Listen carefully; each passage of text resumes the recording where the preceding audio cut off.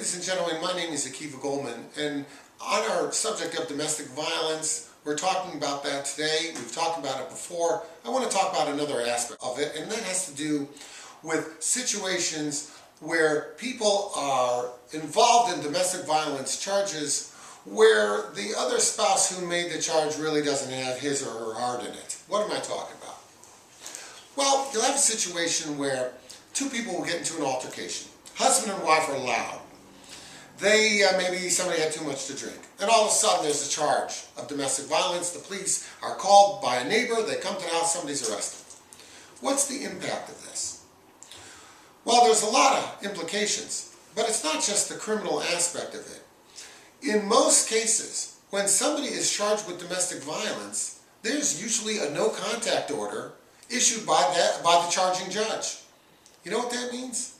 That means if you call the police on your husband because he's getting loud or you feel you're at risk for domestic violence, you can probably expect that not only will he be arrested, but he'll be ordered to not live in the house anymore until further order of the court.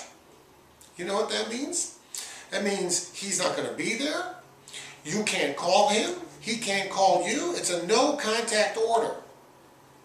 So if, for example, there's no heat in the house one night and he's on a no contact order, you can't call him to come and fix it.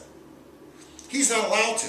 If he were to come and fix that heat in the middle of the night, even though it's an emergency, and the court found out, he could be held in contempt, he could be jailed for violating the no contact order. Why am I making this point? Too many spouses, both husband and wives are guilty of this, too many spouses use the police department as their own way of getting back at their spouse. They call the police to gain leverage. And they all say the same thing, I didn't want him arrested, I just wanted him scared. I just wanted him to get into counseling. I just wanted him to, stop drinking. You need to realize that when you get the police involved and the charge is domestic violence, there are implications. If you're not working and he's the breadwinner, how do you expect that he will continue to do that if he's no longer allowed in the house? And from his standpoint, how does he expect to have contact with his children if he's under a no contact order? Because of how this impacts both parties, it's important for the parties to realize if they're in a situation where domestic violence, there's a potential, get some counseling. Don't let it get to the point where the police get involved. Because when they get involved, you're talking handcuffs, multicolored outfits, domestic violence, non-contact orders, lengthy, expensive court proceedings. You don't need any of that. You don't need to be wearing the orange jumpsuit that they use when they bring prisoners into the courtroom. And if you're a husband who's thinking about calling the police on his wife, remember, if there's a no contact order, she's not going to be available to do the things that she does at home either. Like take care of your kids if she's a stay-at-home mom. Or bring money into the household if she's the breadwinner. It's going to be very hard for her to do that when the court has ordered that she can't have anything to do with family. Bear in mind, the police, they are not designed, and their purpose in life is not to help you gain leverage in your marriage. You got a problem, take it to a counselor, try and resolve it.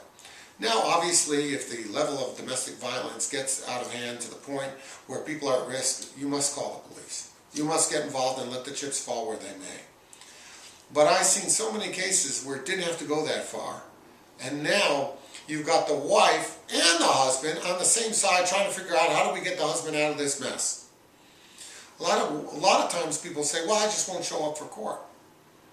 Sometimes the woman will be the one who made the call and she'll say, well, I just won't testify. It works great, except for one thing. The court can hold you in contempt. They can issue material witness warrants against you and drag you into court and force you to testify. And then if you get on the stand and say you never did anything to me, you can be charged with filing a false police report or perjury. Believe me, the implications get worse and worse and worse. The more you look into it, the worse it gets. Utilize the courts if you need to.